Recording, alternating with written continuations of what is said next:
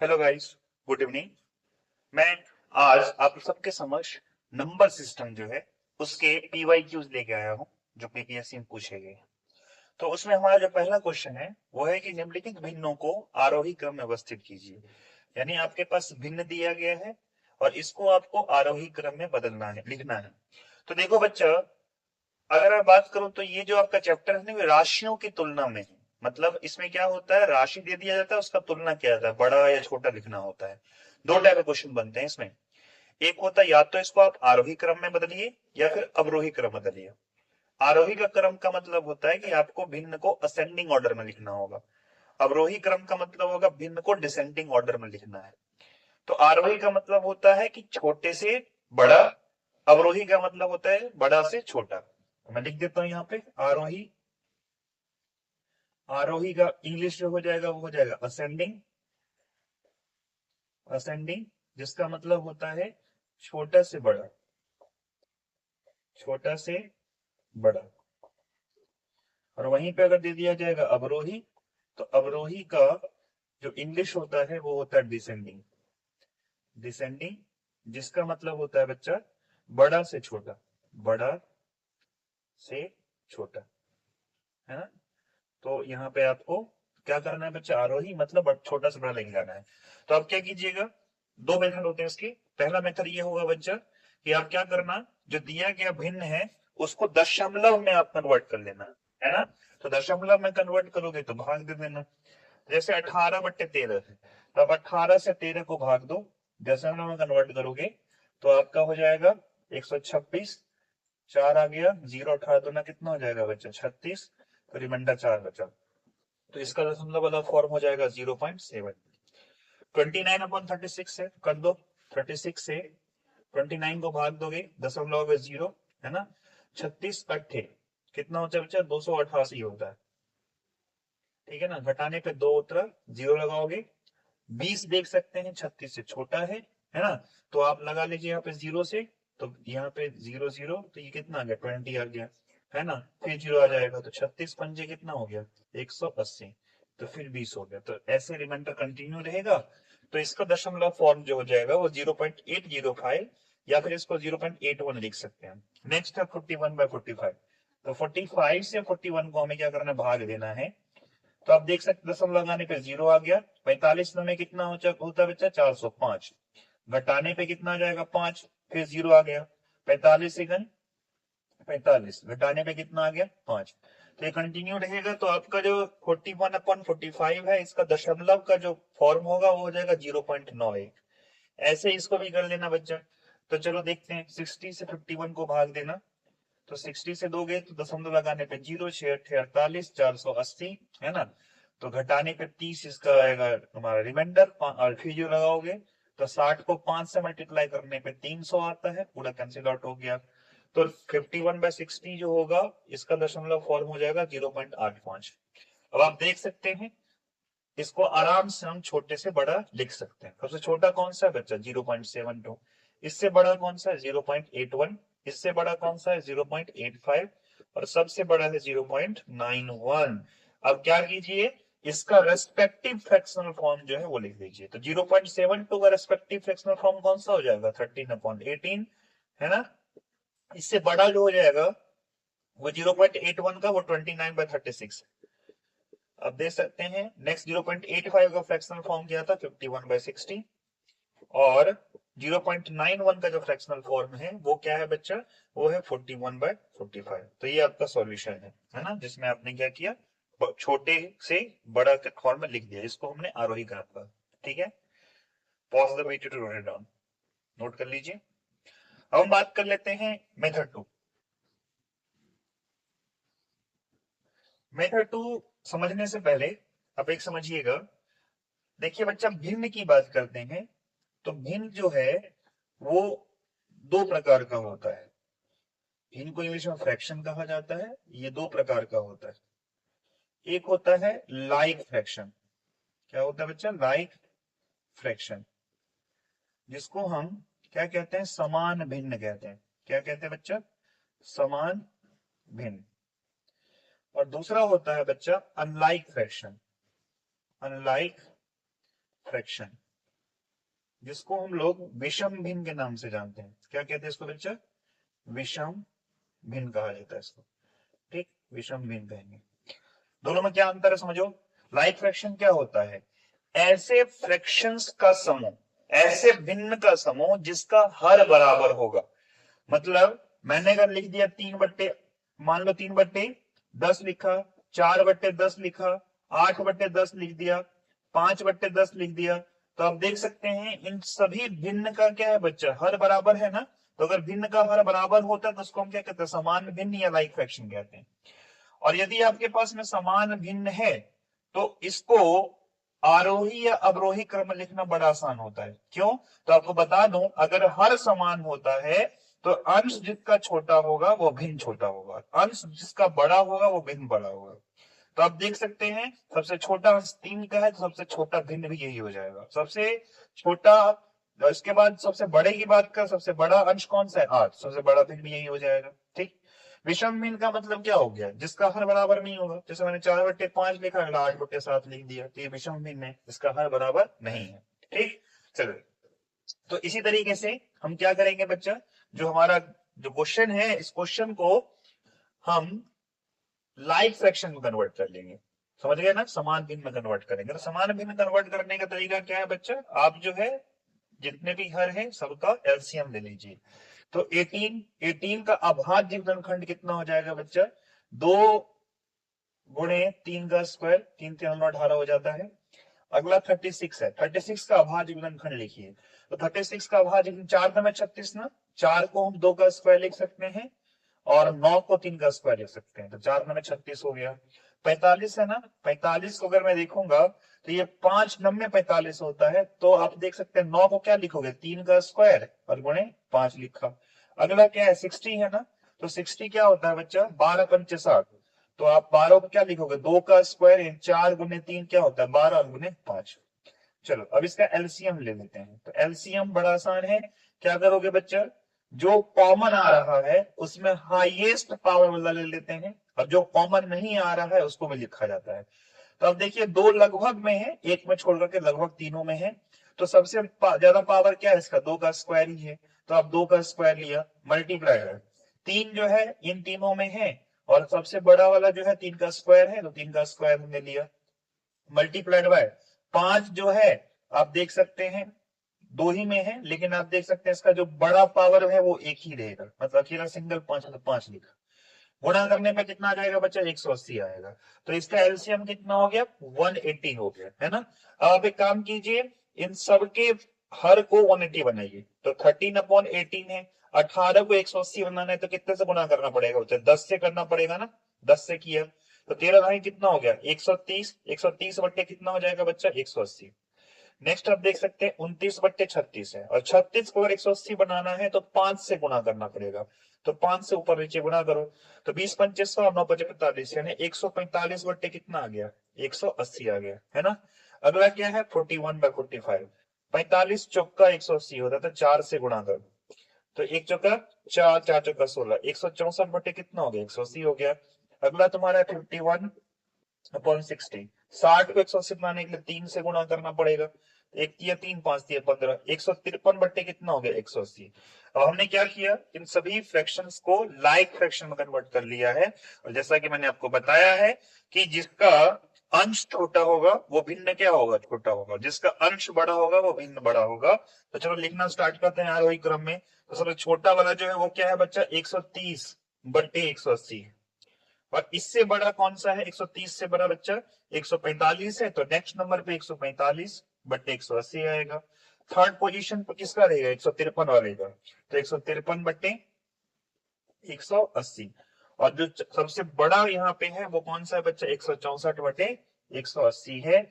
अब क्या करेंगे? इसका ओरिजिनल फॉर्म लिख लेंगे, है ना, सिंपलेस्ट फॉर्म है। तो ये आपका 13/18 था, तो हम 13/18 लिखेंगे इसको। ये जो है आपका 145/180 किससे आया? 29/36 से। तो नेक्स्ट नंबर 29/36 लिखा हमने। 153/180 है, तो आप देख सकते हैं ये जो है 153, ये किससे आया है बच्चा? तो ये 51/60 से आया है, तो थर्ड 51/60 हो गया। और सबसे बड़ा फ्रैक्शन 164 जो किससे आया बच्चा? 41/45 कन्वर्ट करने से आया, 41/45। तो इस तरीके से हमने आरोही क्रम में लिख लिया। तो मैंने आपको दो मेथड बताया है, दोनों मेथड में देख लीजिएगा, जो आपको आसान लगे, है ना, वो आप यहां से देख लीजिएगा, सॉल्व कर लीजिएगा। हम देखते हैं सेकंड क्वेश्चन पे, सेकंड क्वेश्चन को देखेंगे हम लोग। चलो, नेक्स्ट क्वेश्चन है, एक व्यक्ति अंडों को इस प्रकार टोकरी में रखता है कि प्रत्येक क्रमिक दिन पर रखे जाने वाले अंडों की संख्या पहले से टोकरी में मौजूद संख्या के बराबर है। तो अब इस लाइन को यहीं तक पढ़िएगा। पहले क्या कह रहा है कि प्रत्येक क्रमिक दिन, क्रमिक मतलब होता है लगातार, कंसेक्यूटिव। जैसे आज अगर मान लीजिए कि थर्सडे है, बृहस्पतिवार है, तो क्रमिक दिन अगला तुम्हारा शुक्रवार होगा, अगला क्रमिक दिन शनिवार होगा, तो गैप नहीं होगा। तो कह रहे हैं कि मान लीजिए पहला दिन अगर उसने टोकरी में एक अंडा रखा, तो जब दूसरे दिन रखने के लिए जाएगा वो सेकेंड डे, तो सेकेंड डे में वो पहले जितना अंडा था टोकरी में, कितना था, एक, उतना ही अंडा रखा, तो टोटल अंडों की संख्या कितनी हो गई बच्चा, दो हो गई ना। अब हम तीसरे दिन की बात कर लेते हैं, थर्ड डे की बात करते हैं। तो अब क्या कह रहा है बच्चा, जितना अंडा पहले से टोकरी में है उतना ही रखेगा। टोकरी में अब कितने अंडे हैं बच्चों, बताओ, दो। तो दो पहले से था, अब कह रहा है जितना है उतना ही रखेगा, तो दो ही रखा उसने, तो टोटल अंडे कितने हो गए, चार। अब बात कर लेते हैं चौथे दिन की, फोर्थ डे की। तो फोर्थ डे में क्या होगा बच्चा, जितना अंडा पहले से है, पहले टोकरी में कितना अंडा है, चार, अब कह रहे उतना ही अंडा वो रखने वाला है, तो चार प्लस चार और रख दिया, तो टोटल अंडा कितना हो गया, आठ। और इस तरीके से वो कंटिन्यू हो रहा है कहां तक, 24वें दिन तक, 24th डे तक ऐसे ही वो कंटिन्यू कर रहा है। तो अब देखिएगा बच्चा, अगर मैं इसको देखूंगा तो ये एक पहला दिन है, दूसरा दिन दो हो गया, तीसरा दिन चार हो गया, है ना, चौथा दिन कितना हो गया था, आठ, और फिर इस तरीके से कंटिन्यू हो रहा है। तो यह एक प्रोग्रेशन है ना, एक पैटर्न है गणित का। पैटर्न क्या है, तो देख रहे हो, अगर एक को दो से गुणा करोगे दो आएगा, फिर दो से गुणा करोगे तो चार आ जाएगा, फिर दो से गुणा करोगे तो कितना आ जाएगा, आठ। तो यानी इन सब के बीच में, यानी रेशियो जो होगा 2/1, वो भी दो आ रहा है, 4/2, ये भी कितना है, दो, यानी इन सब का रेशियो क्या है, समान है। तो ऐसे प्रोग्रेशन को हम जीपी कहते हैं, ज्योमेट्रिक प्रोग्रेशन कहते हैं। इसको क्या कहेंगे बच्चा, ज्योमेट्रिक, ज्योमेट्रिक प्रोग्रेशन कहेंगे, जीपी कहेंगे, जीपी, ये जीपी है तुम्हारा। जैसे एपी आपने पढ़ा होगा 10th क्लास में, एपी अर्थमेटिक प्रोग्रेशन, जिसमें आप क्या करते हैं बच्चा, जिसमें आप कॉमन डिफरेंस होता है ना, यानी उनका जो घटाव होता है, second term minus first term, third term minus second term, ये बराबर होता था, तो इसको आप ईपी कहते थे। तो जीपी में क्या होता है बच्चा, रेशियो बराबर होता है, यानी 2/1 कर रहे हो तो दो आ रहा है, 4/2 करोगे तो क्या मिलेगा तुमको, दो, 8/4 करोगे तो क्या मिलेगा, दो। तो यानी इसमें रेशियो बराबर है। तो जिस पैटर्न का रेशियो बराबर होता है उसको हम क्या कहते हैं बच्चा, ज्योमेट्रिक प्रोग्रेशन कहते हैं। तो जीपी का एक फॉर्मूला होता है, इसका अगर तुमको मान लो कि nth टर्म निकालना हो, है ना, कि nवां पद कौन सा होगा जीपी का, तो इसका फॉर्मूला होता है बच्चा a इंटू r⁻n-1। ए यहाँ पे क्या है बच्चा, ए पहला पद है, ए क्या है बच्चा तुम्हारा, पहला पद, पहला पद, यानी फर्स्ट टर्म है, ये क्या है बच्चा, फर्स्ट टर्म। अब यहाँ पे हम बात कर लेंगे, आर क्या है, आर कॉमन रेशियो है, जो तुमने अभी यहाँ पे फाइंड आउट किया था। तो आर तुम्हारा यहाँ पे क्या है बच्चा, कॉमन रेशियो, आर जो है तुम्हारा ये है कॉमन रेशियो। एन क्या है, एन जो है तुम्हारा, है ना, नंबर ऑफ टर्म है, संख्या मतलब पदों की संख्या, नंबर ऑफ टर्म्स, यानी इसको आप कह सकते हैं पदों की संख्या, पदों की संख्या। ठीक, चलो, ये फॉर्मूला आप लिख लीजिए, इसी फॉर्मूला पे ये क्वेश्चन सॉल्व करने वाले हैं, आसानी से हो जाएगा। ठीक, तो ये फॉर्मूला आपने लिख लिया होगा आई थिंक। तो मैं इस क्वेश्चन को सॉल्व कर लेता हूं, है ना। तो देखो बच्चा, ये जो क्वेश्चन दिया गया है और ये आपका जीपी है, तो इसका ए की वैल्यू कितना हो जाएगा इसमें, 1। आर देख रहे हो कितना आ रहा है बच्चा, 2। अब ये 24वें दिन तक रखा गया है, तो मैं पता करूंगा कि 24वें दिन टोकरी में कुल कितने अंडे हो गए होंगे। तो हमें T24 निकालना है, फॉर्मूला हमारे सामने में निकाल लेते हैं बच्चा। तो ये कितना हो जाएगा, ए की वैल्यू हमारे पास एक है, तो 1 गुने आर हमारा कितना है, 2, 2 का पावर n हमारा कितना है बच्चा 24, तो 24 और -1 किया हमने, तो ये कितना हो जाएगा 2 का पावर 23, क्योंकि एक से किसी भी संख्या गुणा करेंगे तो वही संख्या आता है, तो 2 का पावर 23 आ गया 20। अब देखो 24वां दिन आपके पास में कितना अंडा हो गया था, 24वां दिन आपके पास में 2 का पावर 23 अंडा टोकरी में हो गया था। अब आपसे पूछा जा रहा है कि बताइए कौन सा दिन जो आपका टोकरी था उसमें 1/4 अंडा हुआ था, यानी 2 का पावर 23 टोटल अंडा है ना, उसका 1/4 हो गया था, यानी 4 से आपने भाग दिया। तो देखिए 4 का मतलब क्या होगा बच्चा, 4 का मतलब 2 का स्क्वायर होता है ना, तो 2 का पावर 23 बट्टे 2 का स्क्वायर किया हमने। अब देख सकते हैं आधार बराबर है, डिवीजन का साइन है, तो पावर क्या हो जाएगा सब्ट्रैक्ट हो जाएगा ना, तो ये 2 का पावर 23 माइनस कितना हो जाएगा 2 हो जाएगा, 23 माइनस 2, तो ये तुम्हारा 2 का पावर 21 आ गया। चलो इसको निकालते हैं, तो टीएन बराबर तुम्हारा हो जाएगा a into R to the power N minus one ना, तो ये देख लीजिए a into R to the power N minus one बराबर आप क्या लिख रहे हो 2 का पावर 21, तो a की वैल्यू तुम्हें कितना दिया गया बच्चा 1 दिया गया है, तो 1 गुने आर का पावर n माइनस वन बराबर कितना हो गया 2 का पावर 21, 21 को हम क्या 22 माइनस 1 लिख सकते हैं ना, तो आर का पावर n माइनस वन बराबर कितना हो जाएगा 2 का पावर 22 माइनस 1। अब देख सकते हैं यहां पे कंपेयर किया जाए तो n बराबर 22 आ रहा है कि नहीं आ रहा है, तो आप यहां से लिख सकते हैं कि n की वैल्यू कितनी हो जाएगी 22, यानी 22वां दिन क्या होगा बच्चा 22वां दिन जो है टोकरी में कुल अंडों का 1/4 हो जाएगा, यानी 24वें दिन जो अंडा था उसका 1/4 होगा, तो इसका आंसर 22वां दिन होगा। ठीक, समझ में आ गया होगा, तो इसको नोट डाउन कीजिए वीडियो पॉज करके, हम फिर अगला क्वेश्चन देखेंगे।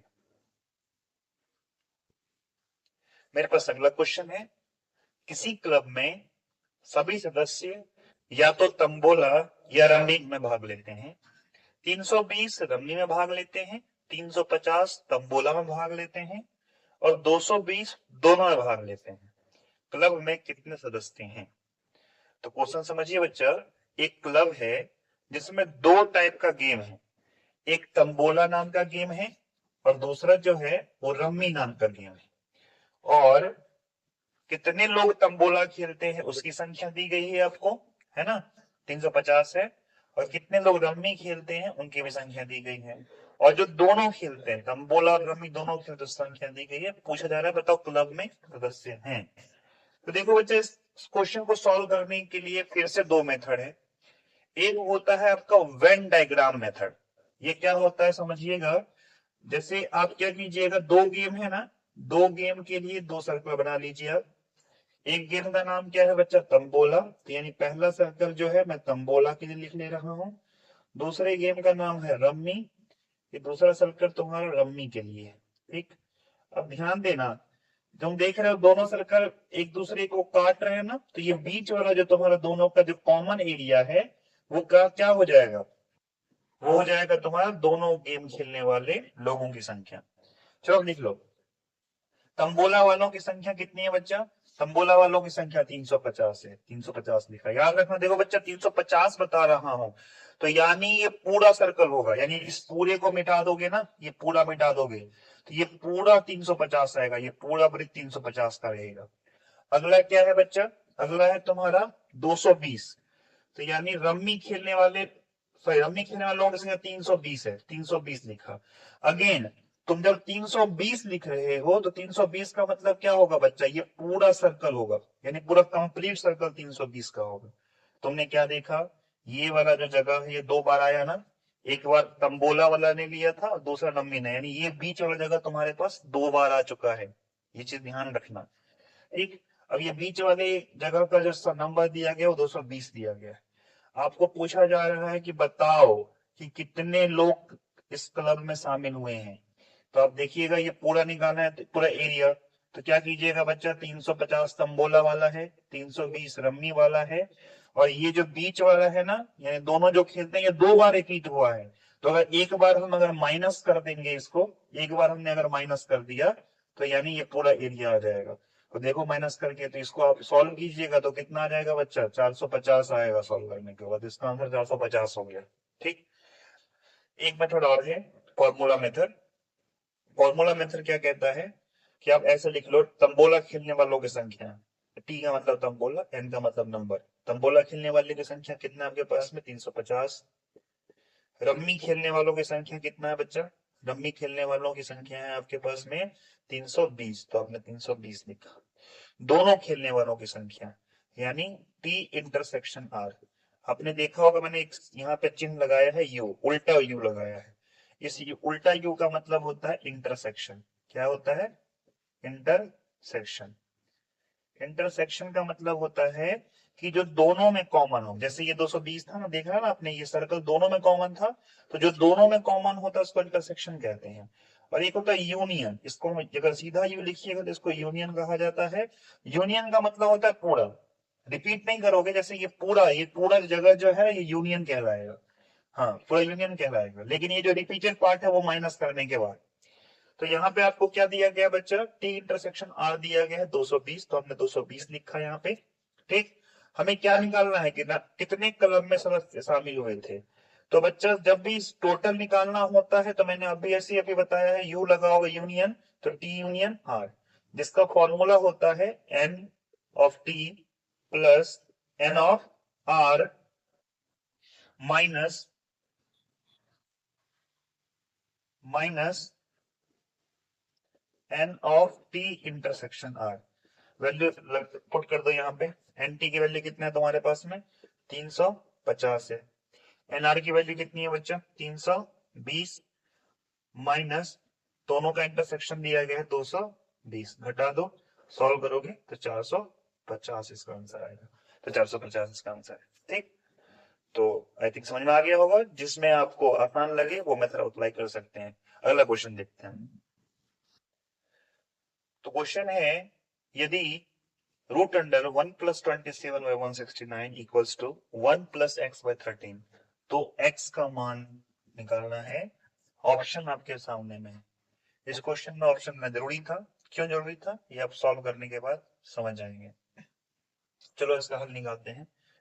क्या दिया गया बच्चा, रूट अंडर 1+27/169 बराबर दिया गया है 1+x/13। तो चलो सॉल्व करते हैं बच्चा। इसके नीचे कुछ भी नहीं है तो 1 है, तो ये कितना हो जाएगा तुम्हारा 1 और 169 का एलसीएम 169 होता है। तो यहाँ पे आप 169 लिख लोगे प्लस 27 बराबर कितना हो जाएगा 1+x/13।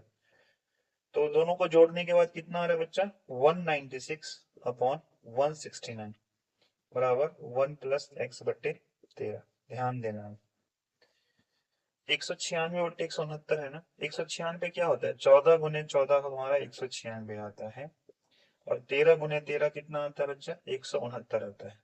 तो ये चीज तो समझ में आ गया, ये 14/13 का जो है वो तुम्हारा ये होगा, इसका स्क्वायर रूट होगा। लेकिन ध्यान देना, अगर मैं बात करूं, एक चीज बहुत आसानी समझना, 196/169 है, तो क्या मैं इसको ऐसे लिख सकता हूँ 14/13 गुणे 14/13, और मैं इसको ऐसे भी तो लिख सकता हूँ ना -14/13 गुणे -14/13।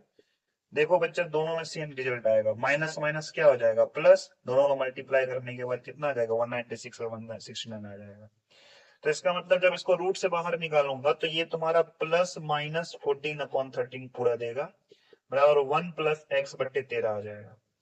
चलो अब इसको आगे सॉल्व करेंगे, तो एक बार आप प्लस लेके चलोगे, दूसरे बार माइनस लेके चलोगे, तो लेके चलते हैं हम लोग। तो एक बार प्लस लेके चलते हैं, तो 1+x/13 बराबर कितना हो जाएगा 14/13। तो x/13 बराबर तुम्हारा हो जाएगा 14/13, 1 इधर प्लस में है, ट्रांसपोज करने के बाद माइनस में जाएगा, तो आप देख सकते हैं दोनों का एलसीएम 13 आ गया, तो ये 14 - 13 हो गया। तो x/13 बराबर तुम्हारा हो जाएगा 1/13। तो यहाँ से देख सकते हो तुम्हारा x की वैल्यू कितनी आ गई 1, 1 है ऑप्शन में, कहीं पे सी में है तो सी ऑप्शन होगा इसका। नेक्स्ट सॉल्व करते हैं बच्चा, एक बार आप माइनस लेके चलोगे तो 1+x/13 बराबर -14/13 है ना। अब आप समझ सकते हैं, यहाँ पे अगर मैं सॉल्व करूंगा तो x/13 1 को ट्रांसपोज करूंगा तो माइनस में जाएगा, तो -14/13 -1, तो x/13 बराबर कितना हो जाएगा बच्चा -14 -13/13। सॉल्व करने के बाद -27/13 आ गया, तो x/13 बराबर कितना हो जाएगा -27/13। ठीक, तो x बराबर कितना हो जाएगा, -27 हो जाएगा। तो यहाँ पे x की वैल्यू -27 भी हो गई, यानी एक से ज्यादा ऑप्शन सही है। इसका मतलब डी ऑप्शन इसका होना चाहिए, उपयुक्त में से एक से अधिक।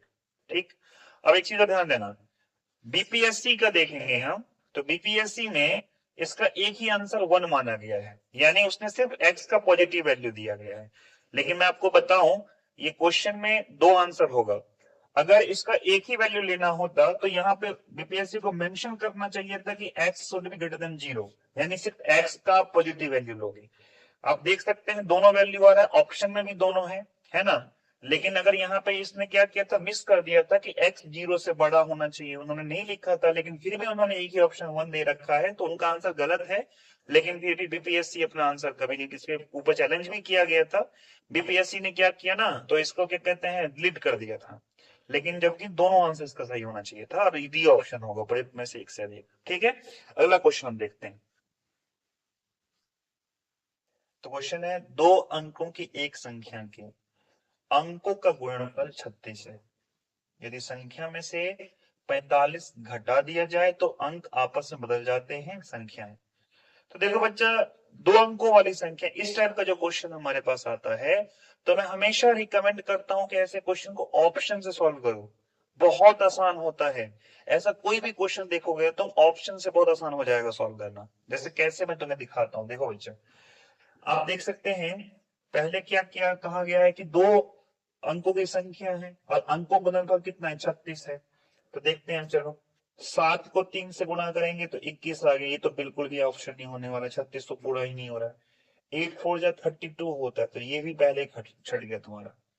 बी ऑप्शन देखते हैं, दोनों गुणा करने पे तो 36 तो आ रहा है। चलो आगे वेरीफाई करेंगे हम इसको।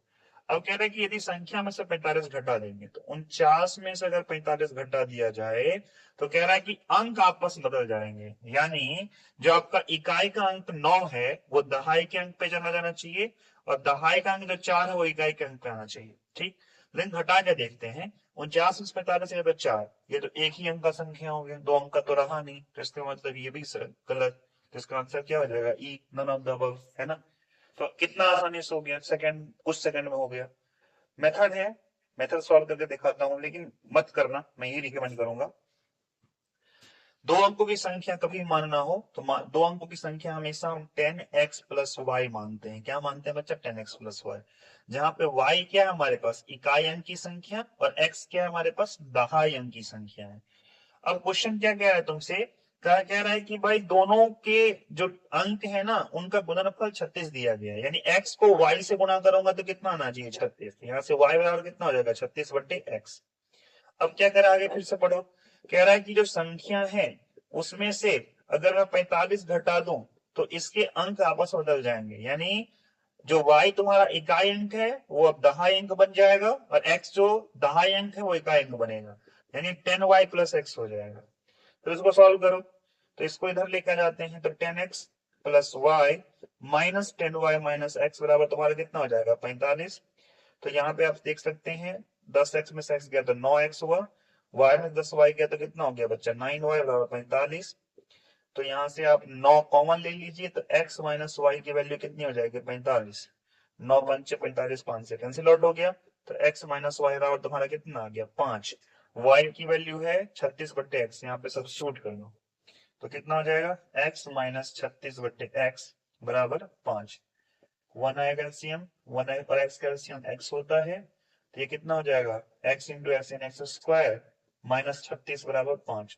x को उधर लेके जाओ, तो एक्स स्क्वायर माइनस 36 बराबर कितना हो जाएगा बच्चा, 5x।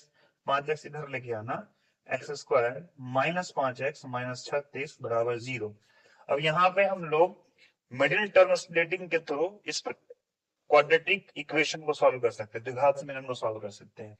तो ये तुम्हारा हो जाएगा एक्स स्क्वायर, 5x है ना, 9 प्लस 4 कितना होता है 5, माइनस 9 में 4 जोड़ देंगे तो 5, दोनों गुना करने पे माइनस 36 भाई आ जाएगा। तो इसको minus 9x plus 4x minus 36 बराबर 0 लिखा जा सकता है। दोनों में x कॉमन आ ले लेंगे, तो x माइनस 9 प्लस 4 कॉमन आ ले लेंगे, तो x माइनस 9 बराबर कितना हो गया, 0। तो x minus 9 into x plus 4 बराबर कितना हो जाएगा, 0। अब यहाँ पे देख सकते हैं क्या होगा, आइदर x माइनस 9 बराबर 0 और x प्लस 4 बराबर 0 हम लिखेंगे। या तो x माइनस 9 0 के बराबर होगा या x प्लस 4 0 के बराबर होगा। तो देखो बच्चा, x प्लस 9 को 0 के बराबर करेंगे तो x बराबर 9 हो गया, x प्लस 4 0 के बराबर हो तो x बराबर कितना आ जाएगा, माइनस 4। तो अंक नेगेटिव नहीं लेना है हमें, अंक पॉजिटिव लेना है। तो x की वैल्यू कितनी आ गई, 9। ठीक, तो x 9 आ गया, तो y कितना हो जाएगा, y तो हमारा 36 बट्टे क्या आता है, 36 बट्टे x है ना y की वैल्यू। तो y बराबर कितना हो जाएगा, 36 बट्टे x कितना है 9, काटो कितना आ जाएगा 4। तो y की वैल्यू कितनी आ गई 4। संख्या बना लो, संख्या क्या है तुम्हारे पास 10x plus Y, value substitute करो। 10 गुणे x की वैल्यू कितनी है तुम्हारे पास में 9 प्लस y की वैल्यू 4 आ गई। 10 में कितना हो गया 90 प्लस 4 बराबर 94 संख्या होगी, 94 इसका संख्या होगा। कितना लेंथी मेथड हो गया कि नहीं। ऑप्शन से सॉल्व करना आसान है इसको, तो ऐसे क्वेश्चन को हमेशा ऑप्शन से सॉल्व करोगे। नोट डाउन कर लो, नेक्स्ट क्वेश्चन देखते हैं हम लोग। क्वेश्चन है -2/3 और 1/2 के बीच में दो संभव परिमेय संख्या है। तो किसी भी दो संख्या के बीच में अनंत परिमेय संख्याएं होती है, ये तो पता होगा आपको, अनगिनत होती है वो। तो जब भी परिमेय संख्या लिखना होगा तो एक चीज आप सबसे पहले देख लीजिएगा कि दिए गए फ्रैक्शन का हर बराबर है कि नहीं, यानी लाइक है कि नहीं। तो अब देखिए यहाँ पे नहीं है लाइक, हम इसको लाइक बना लेंगे, हर बराबर कर लेंगे। तो 3 और 2 का एलसीएम कितना आता है 6, तो 6 बना लेते हैं। तो 3 को 6 बनाने के लिए आपको 2 से गुणा करना पड़ेगा ऊपर नीचे, तो ये तुम्हारा -4 बट्टे कितना हो गया 6, और 1/2 है, इसको 6 बनाना है तो 3 से ऊपर नीचे गुणा करना पड़ेगा, तो 3/6 हो गया। अब आपके पास -4/6 है, दूसरा संख्या 3/6 है, इसके बीच परिमेय संख्या देख लोगे क्या होगा। तो -3/6 आएगा, -2/6 आएगा, है ना, फिर -1/6 आ जाएगा, 0 आ जाएगा, 1/6 हो जाएगा, 2/6 हो जाएगा। तो इतने परिमेय संख्या लिख लेंगे बीच में। अब देख लो ऑप्शन में क्या क्या है। तो -1/6 हाँ है, -1/6 आ रहा है, 4/6 नहीं आ रहा, तो यानी ऑप्शन ए नहीं होगा। -2/6 है, बिल्कुल है। 2/6 है, बिल्कुल है, बी तो बिल्कुल ठीक है। देखते हैं अगला, 2/6 है, हाँ है। 3/5 है तो नहीं, 3/5 तो नहीं है ना, 3/5 तो नहीं है, तो सी ऑप्शन गलत हो गया। तो एक ही ऑप्शन सी उसका बी। ठीक, तो इसका बी आंसर हो जाएगा। तो आज के लिए इतना ही। नेक्स्ट जिसका क्वेश्चन का सीरीज होगा वो अगले वीडियो में आएगा। Thank you.